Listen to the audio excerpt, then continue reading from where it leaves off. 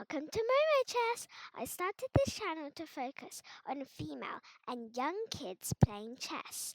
Please like, subscribe, share, and comment. There are three main stages in a chess game: 1. The opening, 2. The middle game, and 3. The endgame. In this video, we will be talking about the endgames.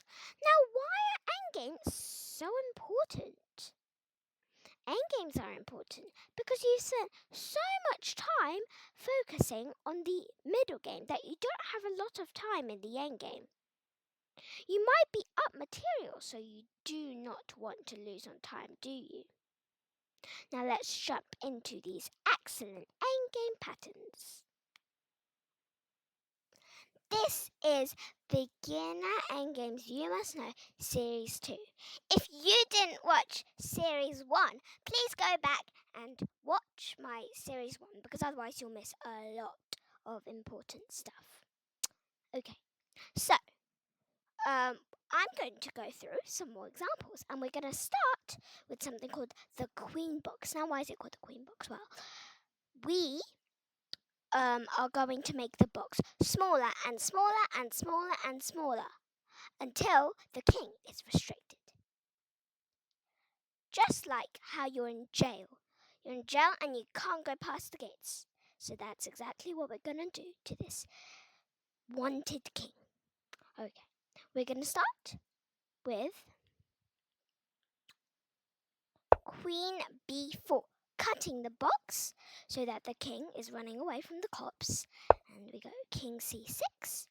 Queen A5, smaller. Okay, now we're going King B7. Now, the king is trying to escape. And we need to make the jail smaller on the other side. Otherwise, the king is going to escape. And we do not want that to happen. So, Queen C5. And now he goes King A6. Now, the king is actually trying to escape, but it's fallen into the jail, which is the A file. So we're going to go Queen B4. Now, why are we going Queen B4? Well, now the king is restricted to the A file and he can't go out. So before he could, but now he can't. We go King A. They go King A7 and we go Queen B5. Okay, this is the last box. The last box is where the king only has a bed and a sink, for example. So those are the two squares that the king can only go to. So, as you can see, the two squares are an A7 and A8. So that's enough cutting, and he can only go to A8, so he does. And we are going to go King D3. Now, why King D3 and not Queen B6? I thought you were supposed to make the box smaller and smaller. Well, let's say you did go Queen B6. And so you did go Queen B6. Then the king would be stalemated. Well, like the jail example, he would basically have nothing to do. So this is what will happen if you go Queen B6. So we must not go Queen B6. Instead, we must bring our king.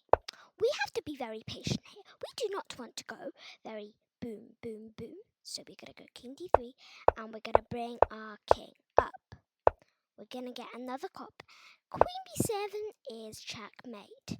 Now, if you wanted to bring your king more like before over here, you wanted to go King C7. That is also fine because you go King A7 and Queen B7 checkmate. That is just as good. Okay, let's move on to the next one. Okay, now this is going to be a rook checkmate pattern. It's more like the rook box instead of the queen box. Now, as you can see, this is called opposition. Okay, opposition is when the kings are two squares from each other and they both control three squares that are both in front of them. They control the same three squares. So if we're in this position, the best move is rook h5. Now, why is it rook h5? Well, the king has to go back because the 3 squares are cut from our king, and we want to stand our ground. We don't want him to let us stand the ground. So, rook h5 is the best move. Now, we're going to try our first rook mate. Okay, we need to stand our ground. Not yet. Oh, I forgot about that. We should go rook g6. Oh, a brilliant move. Why? Because now the king has to go to c7 and we're going to follow him. We're going to play a game of tag. Now we're the tagger. We have to go and tag the black king. So he keeps on running away. And go king b5. Now he can only go back. Now it's the opposition position again, as you can see. Now, what was the best move before? The best move was rook h5 before, and in the same position over here, it would be rook g7. Okay. Now we're going to play another game of chase. We're going to go rook a7 first. Now, why? We're going to give him an extra move so that he doesn't chase our rook too much, okay? Okay, now we're in the opposition position again, and then checkmate is delivered. Okay, so now we're gonna. That before one was very slow, and you're running out of time, so you don't want to go too slow. So this is a faster way to checkmate. This is like the queen box, but instead of the queen, it's gonna be the rook. So the rook is gonna be do the box. The opposition thing still includes over here. Okay, now the king is on the back rank, but we can't go rook b2 because then he'll just take us. So we'll bring our king. Now he goes back and we stand our ground. Now he has to move away, so he goes back. And then we're going to make the box restricted. Okay, so he's going to go up and then we're going to chase him again. Rook b1. Now why rook b1? Okay, so if he went king a3, so let's see. If he went king a3, then rook a1 would just be checkmate. So he does not want to go king a3. So now he goes king a5. And then we continue our game of chase.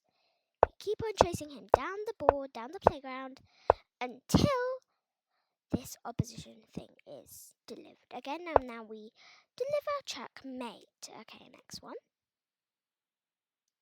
Okay, so in this one, we're going to go rook e2, cutting the box, and we're going to stand our ground, keep on standing our ground, as you can see over here.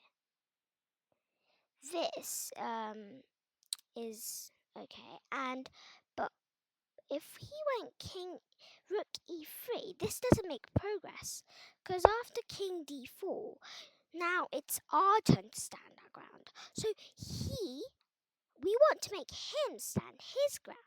So we don't want to do that. Okay, so now we go king c5, and we are going to go king e4. A brilliant move! Why is that? Because we're standing our ground and he can't really go past us because he's not in the right place, as you can see. And now it's in the opposition thingamajiggy again. So now we can check him. It goes king b3, king d3. We're still standing around and actually standing our rook more like.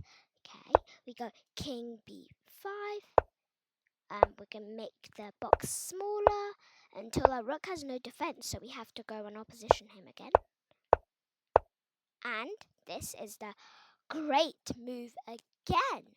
Now he can't go out of the box, so he'll try to, but actually will stand our ground even more, and then he is he is cut off finally, and then we can do our final checkmate, our glory checkmate. Now we're gonna have a little exercise. So black has just played king c6, and what shall we do?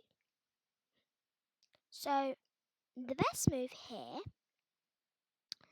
is, okay, not the best move, but let's okay, so king e5 is the best move.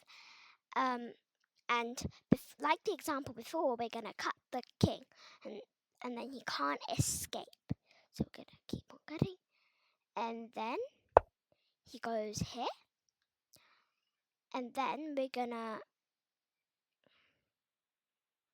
so now we're going to go king d5, still standing our ground. Okay, we're not gonna let him go anywhere.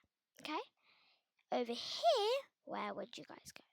Okay, let's have a look at king c5. King c5 is not the best move, because he can just go back and we could repeat positions forever. So what do? If we can't stand our ground, well, we'll have to stand our ground the other way. Okay, so now we go here. Now we're in the opposition thing sideways, so we're gonna check him. So we're gonna go here. And now we're gonna go back and stand our ground, and then last move, and we're going to protect our rook. Okay, so this is the end of the exam. Thanks for watching. If you find this helpful, please check out my other Endgame videos, and you will learn a lot. I promise you. Okay? See you next time.